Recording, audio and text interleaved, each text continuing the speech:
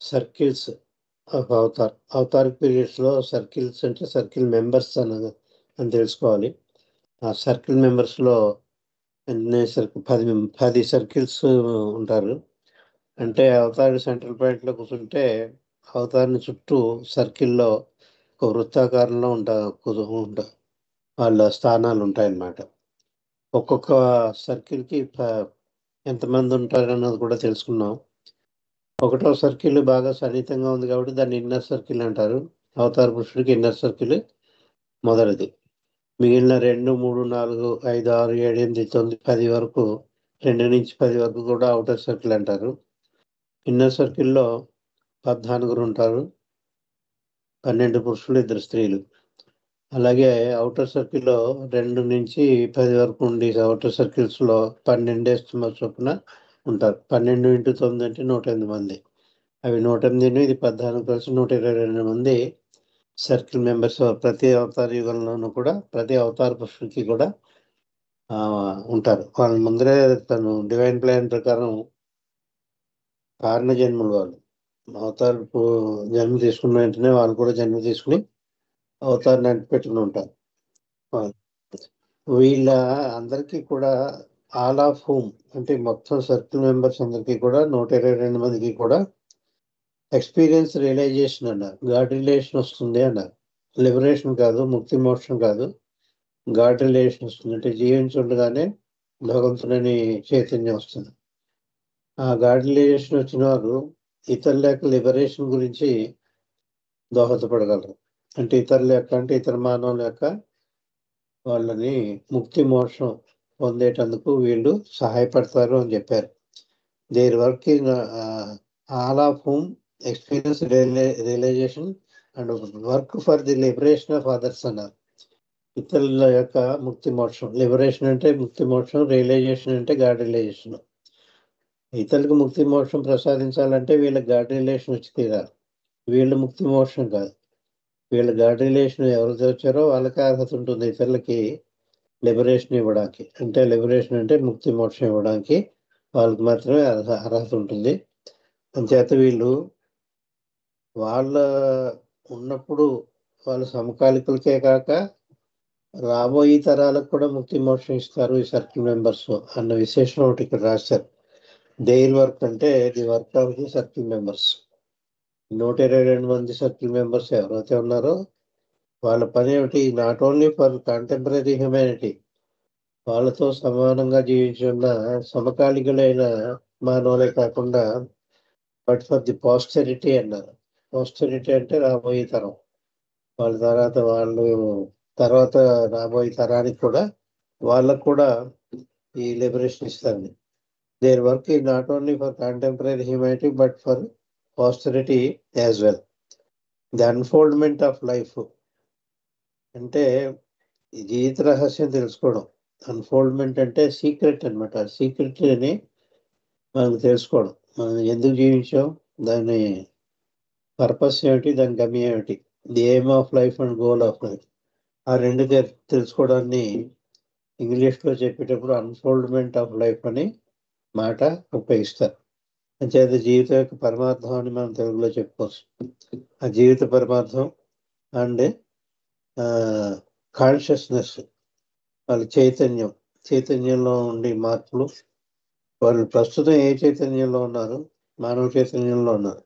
ఏ చైతన్యాన్ని పొందాలి? భగవత్ చైతన్యాన్ని పొందాలి. ఆ విషయాలు కూడా వాళ్ళకి తెలుసుకుంటారు. The unfoldment of life and consciousness for the whole avataric cycle. Cycle అనేటప్పటికి ఇందాక అవతారిక్ సర్కిల్ గురించి చెప్తున్నాం. ఈ సైకిల్ అంటే పెద్ద కథ ఉంది.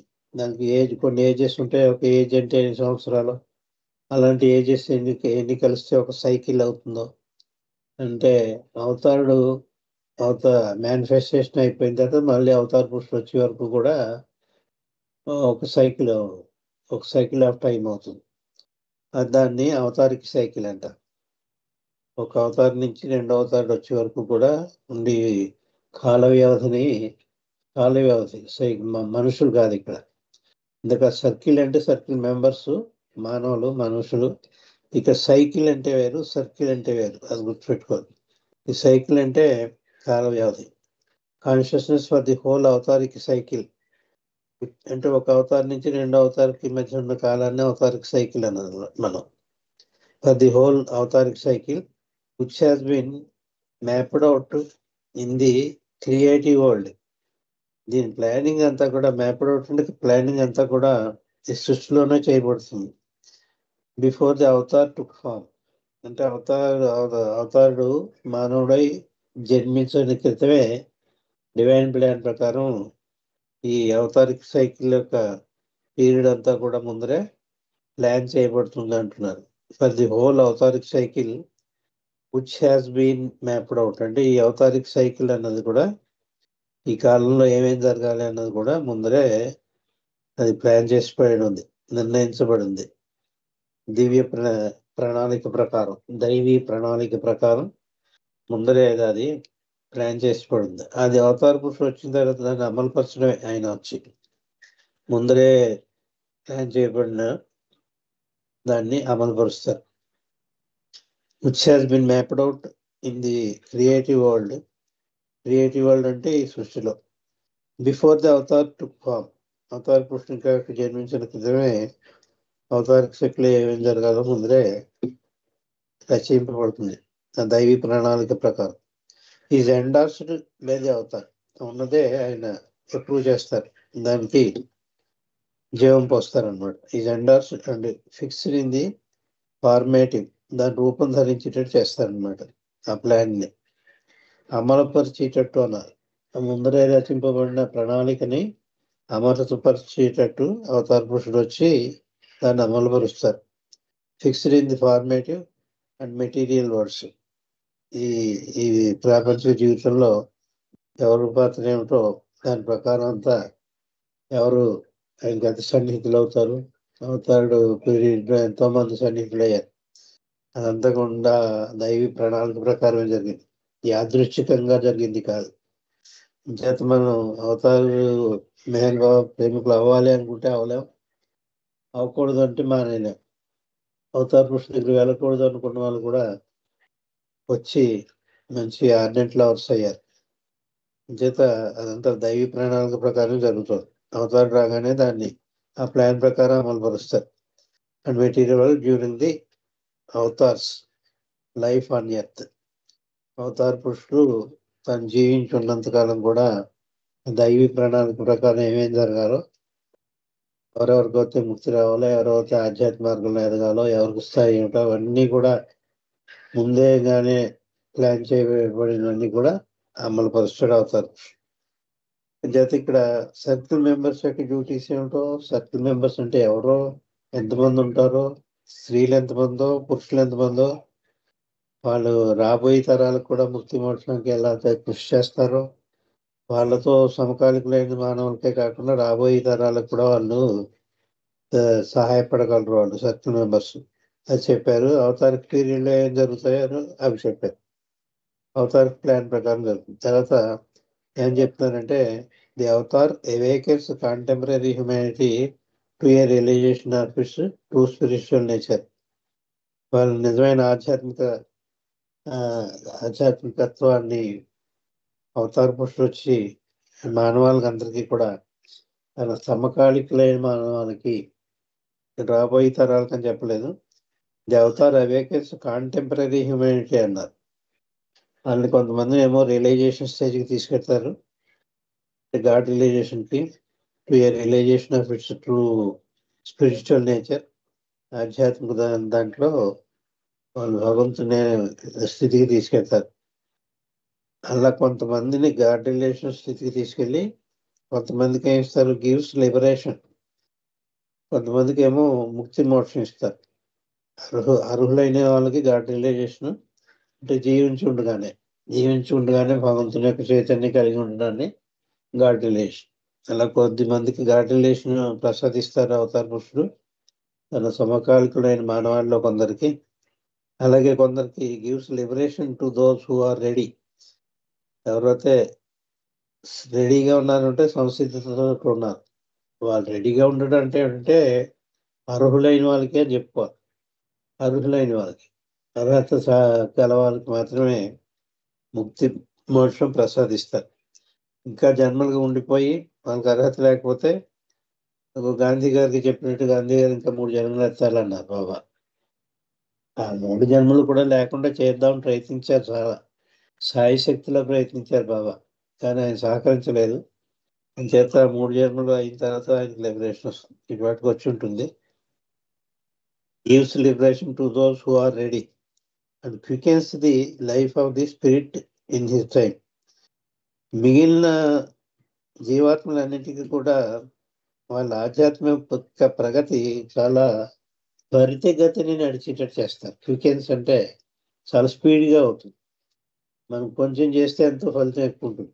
అందుకే అవతార పీరియడ్లో అవతారాన్ని ఆశ్రయించుకుని మనం శాయశక్తిలో మనం చేసినట్టయితే ముక్తి మోక్షం కనీసం రాకపోయినా కూడా మనకి చాలా దగ్గరగా వెళ్తాం. ఆధ్యాత్మిక మార్గంలో ఉరుకులు పరుగులు కింద మనం చాలా స్పీడప్ అవుతుంది. అంటే క్వికెన్స్ అన్నారు. అంచేతండి quickens the life of the spirit in his time. Spiritual ఆధ్యాత్మిక మార్గంలో ఉన్న వాళ్ళందరికీ కూడా ఇన్ హిస్ టైం అంటే ఆయన కాలంలో ఆధ్యాత్మిక తత్పరులు ఎవరైతే ఉన్నారో వాళ్ళందరినీ కూడా చాలా స్పీడప్ అవుతుంది. వాళ్ళకి జన్మలు ఎన్నో స్కిప్ ఆఫ్ చేయబడతాయి. ఇంకా కొద్ది జన్మలే మిగులుతాయి. కొద్ది జన్మల్లోనే వాళ్ళకి తర్వాత ముక్తి మోక్షం కూడా లభిస్తుంది మిగిలిన వాళ్ళకి. అవతార పీరియడ్లో అవతారుడు ముక్తి మోక్షం ఇవ్వని వాళ్ళకి. ఇంకా రాబోయే తరం గురించి చెప్తున్నారు. అంటే ఇది ఇవన్నీ కూడా కాంటెంపరీస్ గురించి, అవతారుడికి సమకాలికులైన వాళ్ళ గురించి అవి చెప్పారు. అవతారుడు మేనిఫెస్టేషన్ అయిపోయిన తర్వాత, ఆయన అవతారం సాధించిన తర్వాత పుట్టిన వాళ్ళు పాస్టరిటీ అంటే రాబోయి 100 సంవత్సరాల తర్వాత పుట్టి వాళ్ళు అనుకోండి.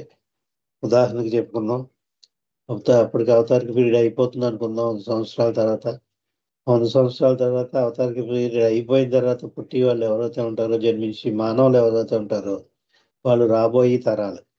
ఆ రాబోయే తరాలని పాస్టరిటీ అంటారు. ఫర్ పాస్టరిటీ ఈజ్ లెఫ్ట్, వాళ్ళకి ఏమంటే the stimulative power of his divinely human example. వాళ్ళకు ఒక ఆదర్శప్రాయంగా అవతార పురుషుడు నిలబడతాడు. ఈ జీవితంలో వాళ్ళకి ముక్తి మోక్షం రాకపోయినా కూడా అవతార జీవితమే ఒక ఆదర్శప్రాయంగా వాళ్ళకి దివ్యత్వానికి చేరుకోవడానికి ఒక ఆదర్శప్రాయంగా ఇక్కడ నిలబడుతుంది. అవతార పురుషులు ఎలా అవుతాయి, తను ఎంత కష్టపడి ఎలా పడ్డారో, ఎన్ని కష్టాలు పాల్పడ్డారో మన గురించి, మనకు ఉన్నత దశ తీసుకెళ్ళడానికి అన్నదంతా కూడా మనం తెలుసుకుని, జీవితం అంటే చాలా తేలిగ్గా తీసుకుని, ముక్తి మోక్షం అంటే చాలా సీరియస్గా తీసుకుని, ముక్తి మోక్షం గురించి పరుగులు పెట్టడానికి అది దోహదపడుతుంది. స్టిమ్యులేటింగ్ అంటే దాన్ని స్పీడప్ చేయడం, దాని తీవ్రత పెరుగుతుంది అనమాట. ఇంతవరకు లేదంతా కూడా వచ్చి పడుతూ ఉంటుంది ఎక్కువ మంది రాబోయే తరాలకు కూడా. అవతార పీరియడ్ అంత ఫోర్స్ ఉంటుందని ఆయన అవతారం సాధించిన తర్వాత పుట్టిన వాళ్ళకు కూడా. For posterity is left the stimulating power of his divinely human example. Human example అని ఎందుకంటే మానవ మాత్రుడు దైవం అవడానికి ఎలా జీవించాలో ఒక ఉదాహరణ కింద నిలబడతాడు. మానవుడు దైవం అవడానికి, మానవుడే భగవంతుడు అయిపోవడానికి ఆయన జీవితం ఒక ఆదర్శం మనకి. ఆయన పుట్టగానే దైవం కాదు, పుట్టగానే దైవం కాదు. ఆయన కాలేజీలకు వెళ్ళారు, క్రికెట్ ఆడారు, అన్నీ తెలిసి మామూలు సామాన్య మానవులు చేశారు. మన సామాన్య మానవులకి ఇది సాధ్యం అండి అని అడిగే వాళ్ళకి ఆయన జీవితమే మన ఎగ్జాంపుల్ కింద తీసుకోవాలి. మరి ఆయన పుట్టిన సామాన్య మానవుడి కిందే పుట్టారు కదా, ఆయన దైవీ స్థితిని చేరుకున్నారు కదా, అవతారణ స్థితి చేరుకున్నారు కదా. అలాగే మన అవతార స్థితి చేరుకోకపోయినా ముక్తి మోక్షం సంపాదించగలం. We are destined to it. దానికి రాసిపెట్టి ఉంది. ప్రతి మానవుడికి కూడా అంతిమ గమ్యం భగవంతుడిలో లీనం అవడమే, ఐక్యం అవడమే. అందులో ఏమాత్రం సందేహం లేదు. చేత అది ఎదురుగుండా కనిపించిన స్టోరీని వాళ్ళు చూసి అనుభవించి అదొక ఆదర్శంగా తీసుకుని దాని గురించి పాకులాడుతూ ఉంటారు రాబోయే తరాలు కూడా. చేత divinely human example, the nobility of life. జీవితం అంటే చాలా తప్పుడుగాను దుర్భరంగాను గడుపుతున్నాం మనం. కానీ చాలా పవిత్రమైంది జీవితం. జీవితం లేకపోతే ముక్తి మోక్షం లభించదు. జీవితం ద్వారా జీవితం జీవించిన తర్వాతే ముక్తి మోక్షం లభిస్తుంది, తప్పలేదు. మానవ జన్మ ప్రకారం, కర్మ సిద్ధాంతం ప్రకారం అటు ఎప్పుడు వచ్చినా కూడా అని చెప్పింది అదే. కృష్ణుడిగా వచ్చి చెప్పింది అదే. మానవుడిగా కర్మ సిద్ధాంతం ప్రకారం నువ్వు చేయవలసిన పనులన్నీ చేసి తీరాలి, తప్పు ఒప్పో అది వేరే సంగతి. చేతది ఇది ఎందుకు వచ్చింది జీవితం రా బాబు అనుకోకూడదు మనం. ఇది ఒక మీడియం, మనకి ఒక పనిముట్టు జీవితం. ఆ పనిముట్టు ద్వారా మాత్రమే భగవంతుని స్థితికి చేరుకోగలం. జీవితమే లేకపోతే భగవంతుడి దగ్గర చేరుకోలేం. చేత ఎన్ని జీవితాలు గడపాలి అన్నది వేరే సంగతి. కానీ మానవుడిగా జీవించడం మాత్రం ముఖ్యం. మానవుడిగా ప్రతి ఒక్కరు కూడా, ప్రతి జీవాత్మ కూడా మానవుడిగా జీవించి తీరాలి భగవంతుల్లో ఐక్యం అవ్వాలంటే. దాని చేత దీని యొక్క పరమావధిని నొబిలిటీ అన్నారు. It is a noble thing. చాలా కీర్తివంతమైంది, చాలా ఉన్నతమైంది అది. అందుకే లైఫ్ ఎట్ ఇట్స్ బెస్ట్ అన్నారు. చేత జీవితాన్ని, దాన్ని అత్యుత్తమ స్థితిలో దాన్ని యొక్క ప్రయోజనం పొందడాన్ని లైఫ్ ఎట్ ఇట్స్ బెస్ట్ అని ఒక బుక్ కూడా రాశారు బాబా.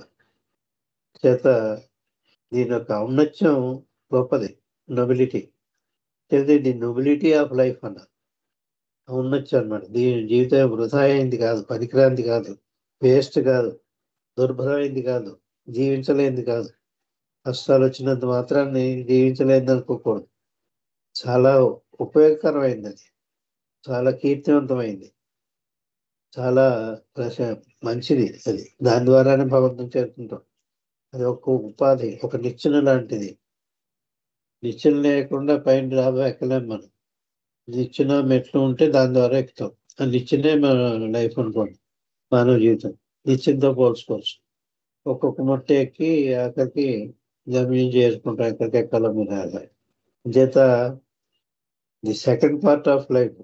ఒకటి జీవితం దుర్భరమైందంటే కొంతమంది మానవులు అంటే దాని యొక్క ప్రాశస్త్యత కూడా కీర్తివంతమైందని కూడా ఇక్కడ చెప్తున్నారు. The nobility of a life supremely lived.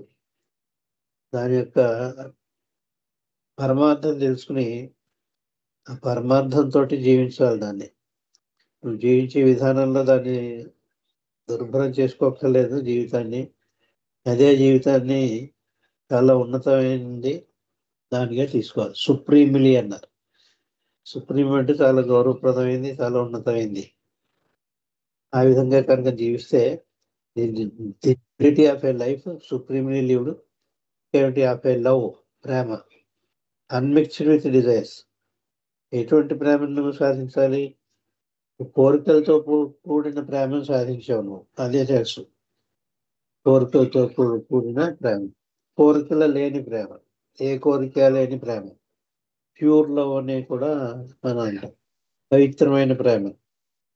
ఈ కలుషితమైన ప్రేమలో కోరికలు ఉంటాయి.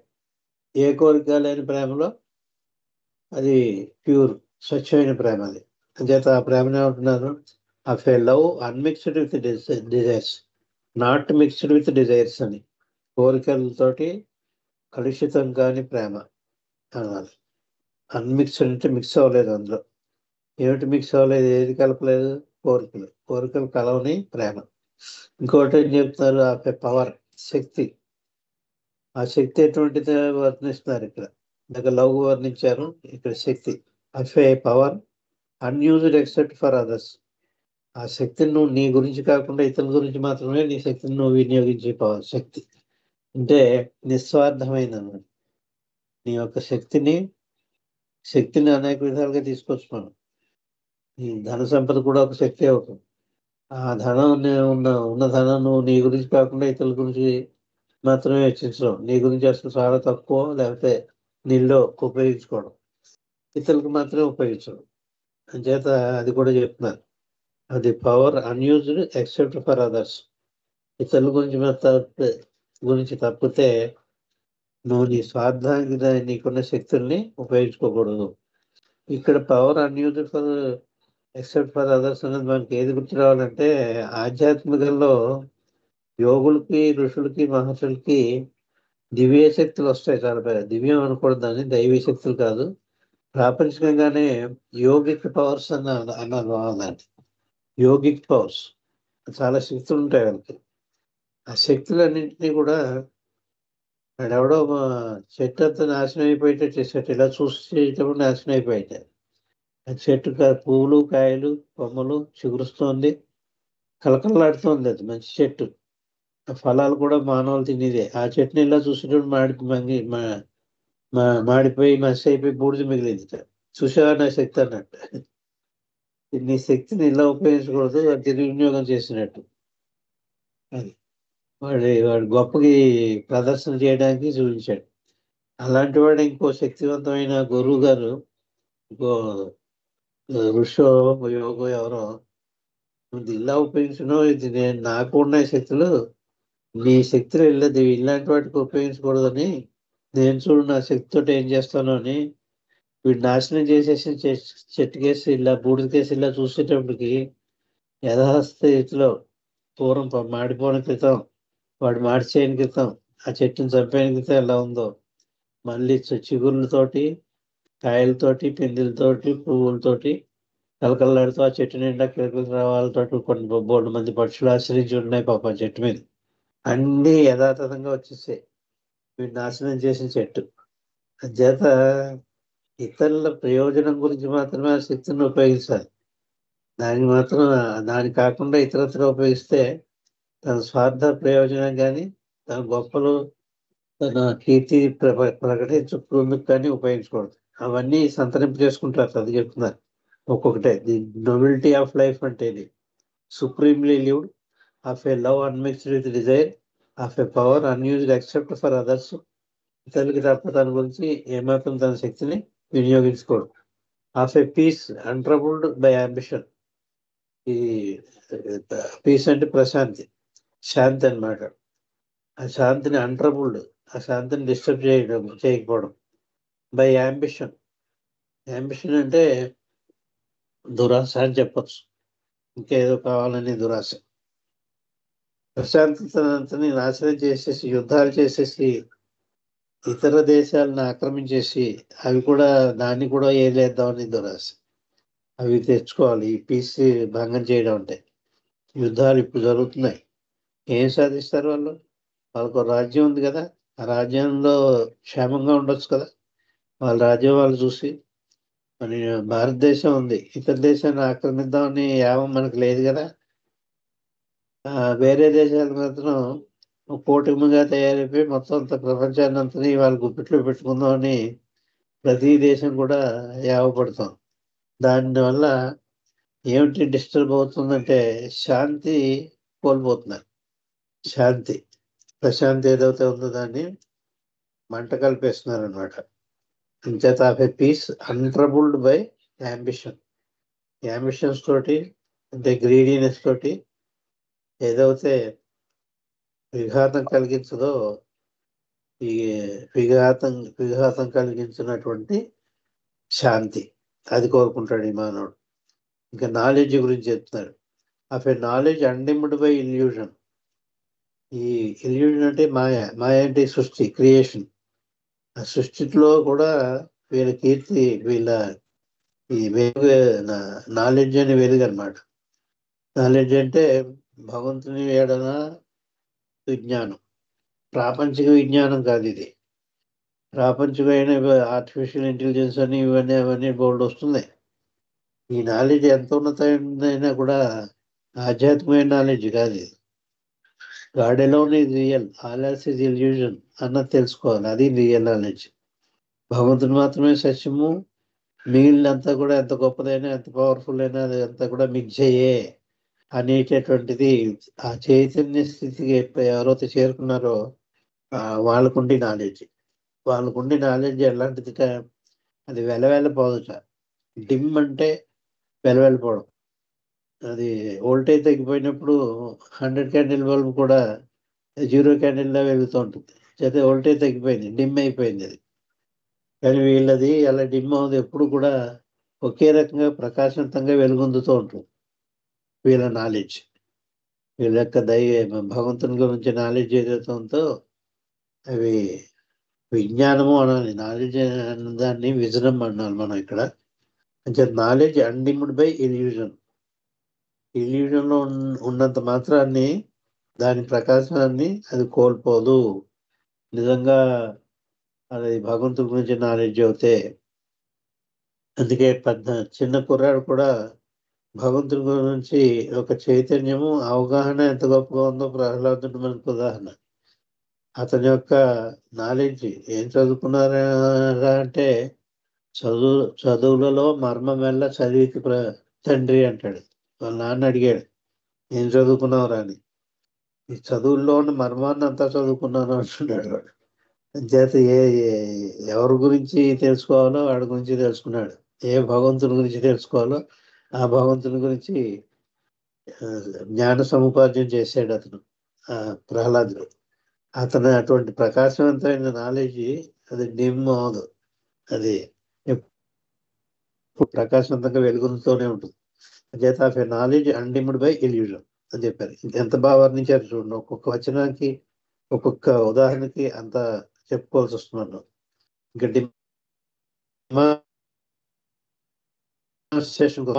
అంటే దాన్ని ఆచరణాత్మకంగా నిరూపించాడు. మానవుడు భగవంతుడు ఎలా అవగలడో తను జీవించి చూపించాడు. నవజీవనాన్ని జీవించి చూపించాడు.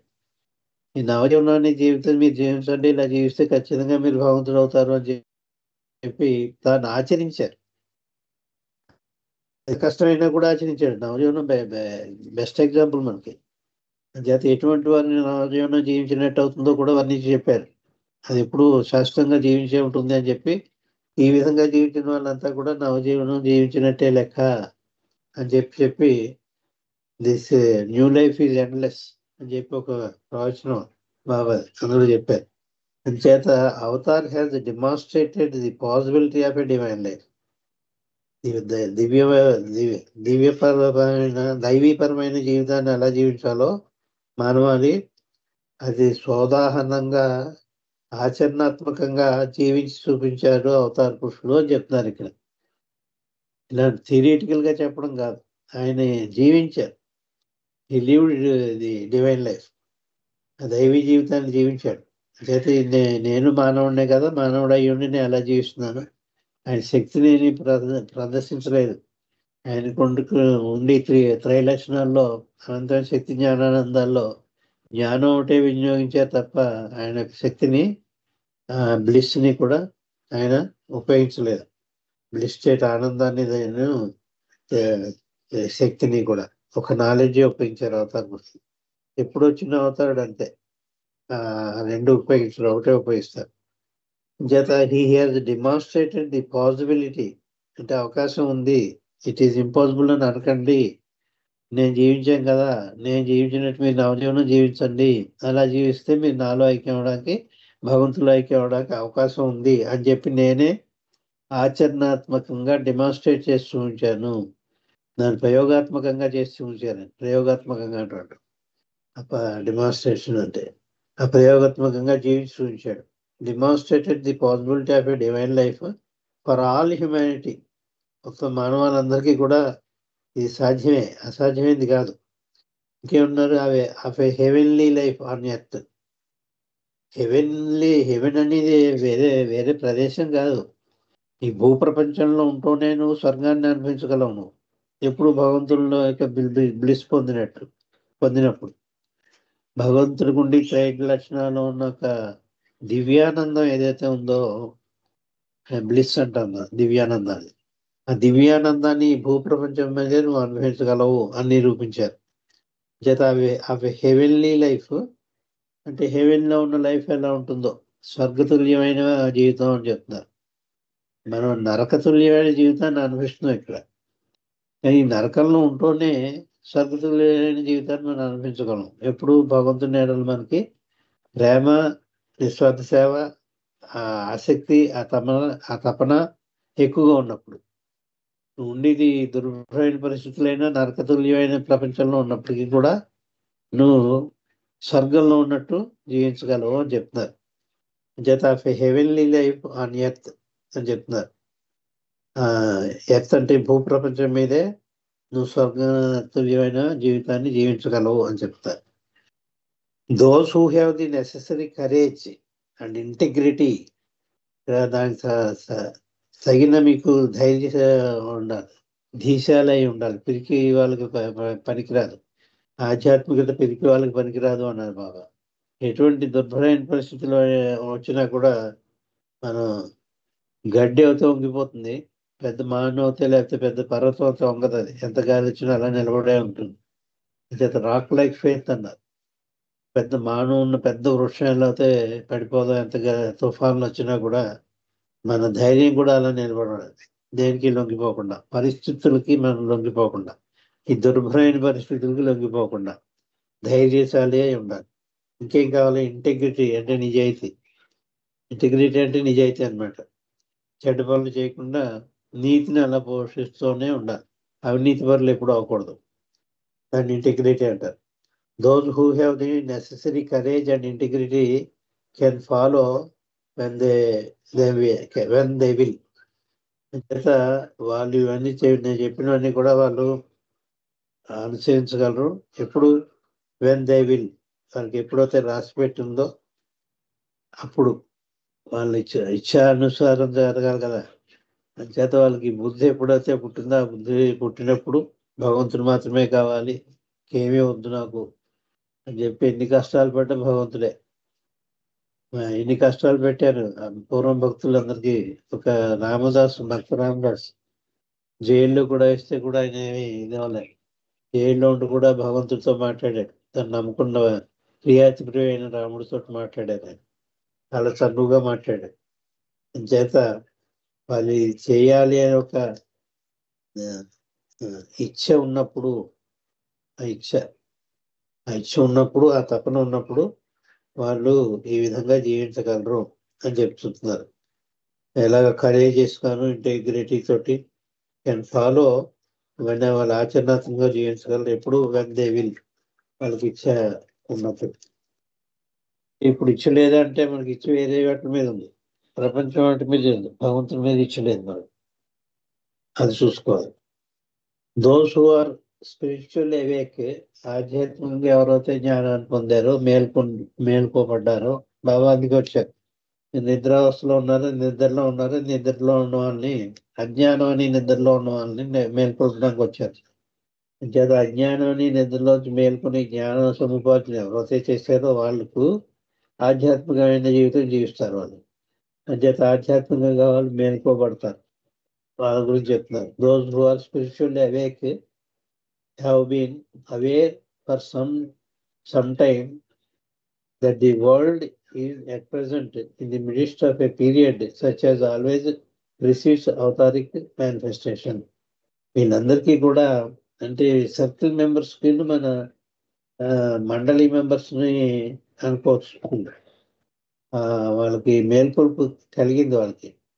చేత ఇప్పుడు జరిగే సంఘటనలన్నీ కూడా అవతార పురుషుడు మేనిఫెస్టేషన్ జరిగి ముందు జరిగి ఇవన్నీ అని చెప్పి వాళ్ళు తెలుసుకుంటారట.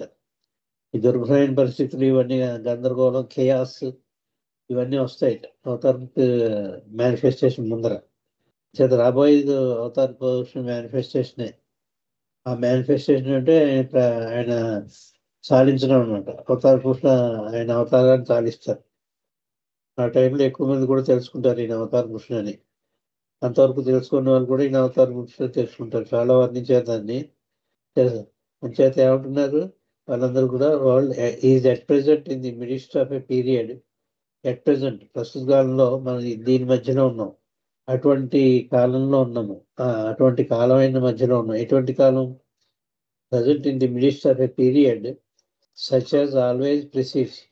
ఎటువంటి పీరియడ్ అంటే అవతారాన్ని యొక్క మేనిఫెస్టేషన్ ముందర ఏదైతే ఉంటుందో అటువంటి పీరియడ్. అంటే కురుక్షేత్రం అని చెప్పుకోవాలి. కురుక్షేత్రానికి ముందర కూడా అంతే కదా.